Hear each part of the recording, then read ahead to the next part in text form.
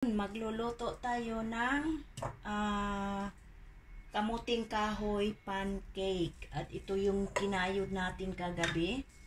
Tuyo na siya, oh. Pinong-pino yung pagkakayod natin, okay? At ngayon, ito lang yung mga ingredients natin. Mayroon tayong kakanggata na fresh, hindi sa lata.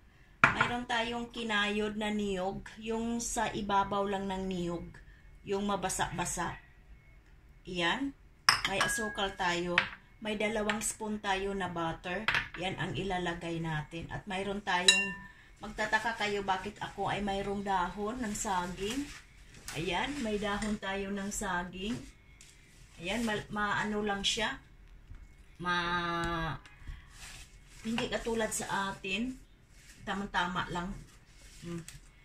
Gagamitin natin to sa frying pan kasi dito natin ilalagay yung pancake natin, pero ibibilog natin siya mamaya at gagawin natin na para mabango yung kamuting kahoy pancake natin. Okay, so ito na yung dry ingredients natin.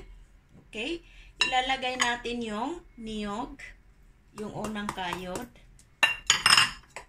Okay, lagay natin ang asukal na half cup. Kunting mix. Okay. Ngayon, lalagyan natin siya ng butter dahil pag may butter, lalo siyang sasarap kahit siya ay may kakanggata.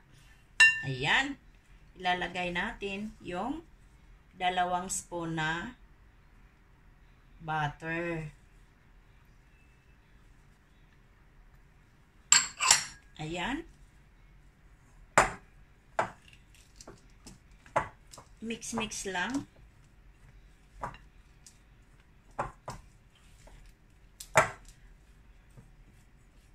Okay, saka natin ilalagay ang kakanggata. Pero idahan-dahan lang natin kasi baka basang-basa naman siya.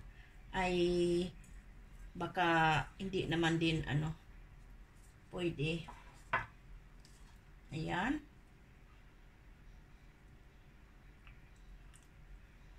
Mix natin uli.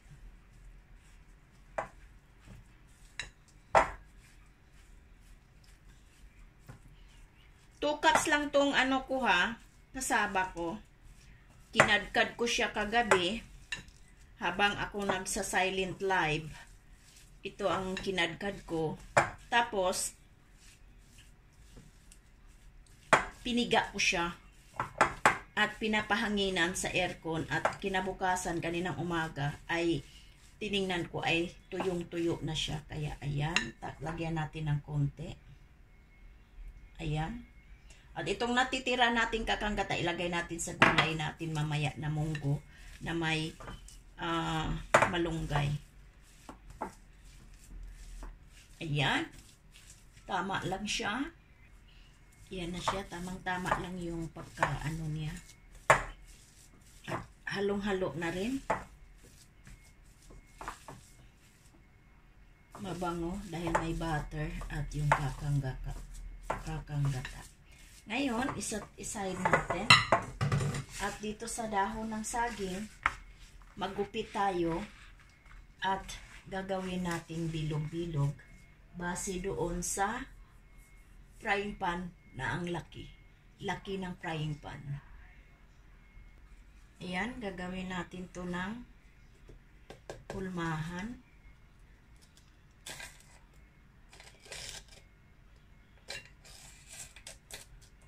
May design tong mangkok ko.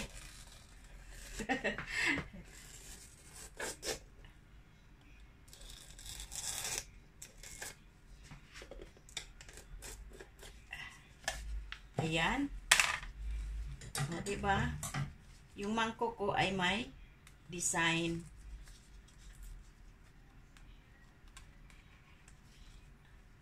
Ayan.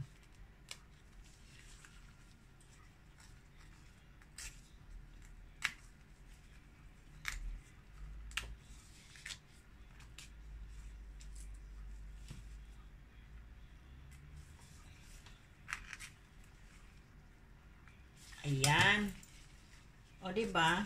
Napakaganda yung design natin. Tuloy lang natin siya, okay? Paggupit at pag-perform ng ganito na may design. Ayan, ngayon tapos na. Nakat na natin. Ayan na siya. Kaya pupunasan natin ng kitchen tissue. Ayan. Kahit dito sa ilalim, hindi na natin punasan, pero kailangan pa din. Ayan. Punas lang siya, simple procedure. Ayan, tapos na siya. Kaya mag-umpisa na tayo magluto. Okay?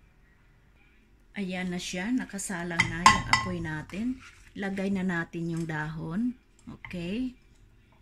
At ilalagay natin yung na-mix na natin na kamuting kahoy o kasaba cake.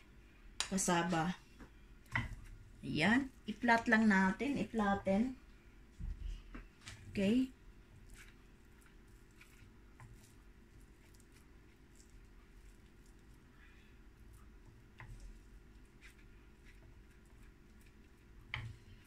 Flatten natin. Ibilog.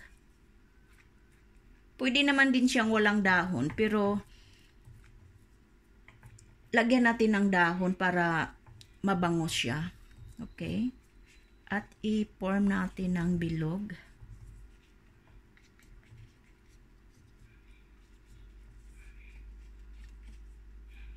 Flat ng konti. Ayan. At yan, tama na. Takpan natin ng takip dito sa rice cooker dahil fit na fit siya dito. Ayan. At yung apoy natin dito ay alalay lang. Okay? Alalay lang.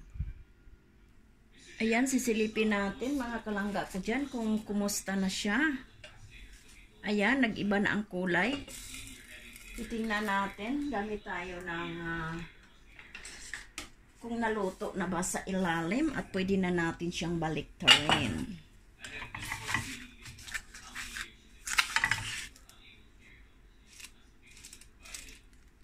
Ayan, baliktarin na natin siya. Dito na natin siya ibaliktad. Ay, sorry.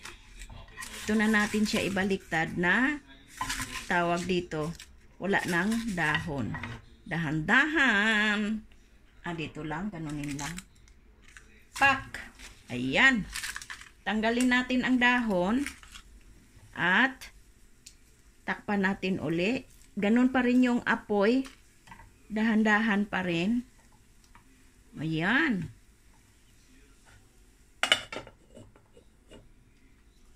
Ayan. Ayan.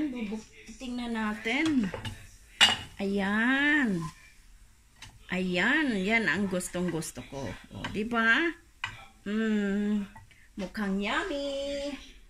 Sunod na naman tayo. Same procedure pa rin tayo. Lalagyan natin uli. Okay. Ayan.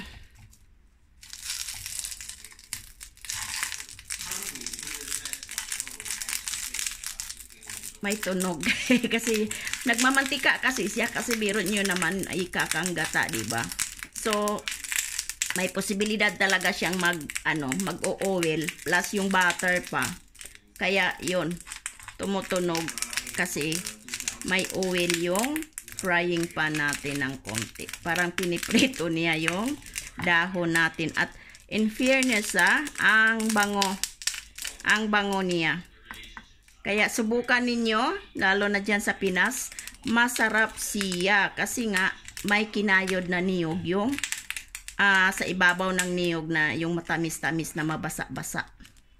Ayan, takpan na naman natin ang ating. Ayan, baliktarin natin yung pangalawa natin. At titingnan muli sa ilalim. Ayan, luto na. Baliktarin muli natin. At tatakpan. Ayan, naging brown-brown siya. Ayan. Ayan, pangalawa natin. Tingnan natin sa, Ayan, tama lang siya. Nakadalawa na tayo.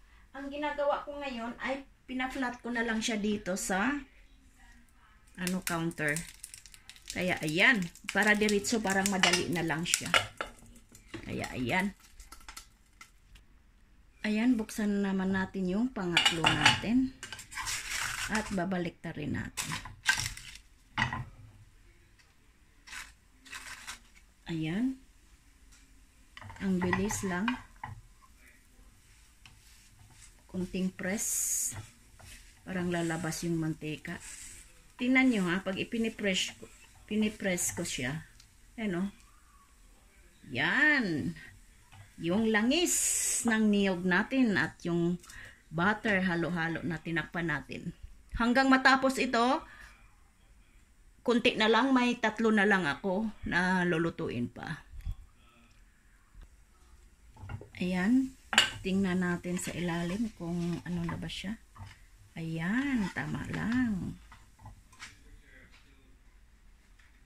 Ito tayo sa pang-apat.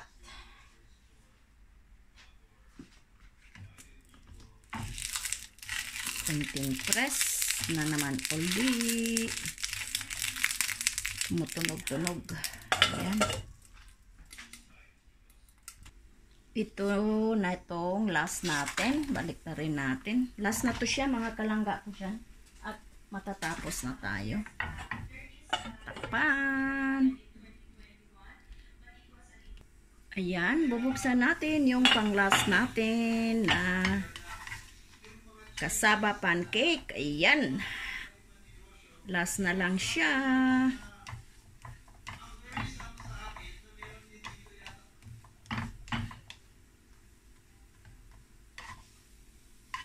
Ayan. Tapos na din.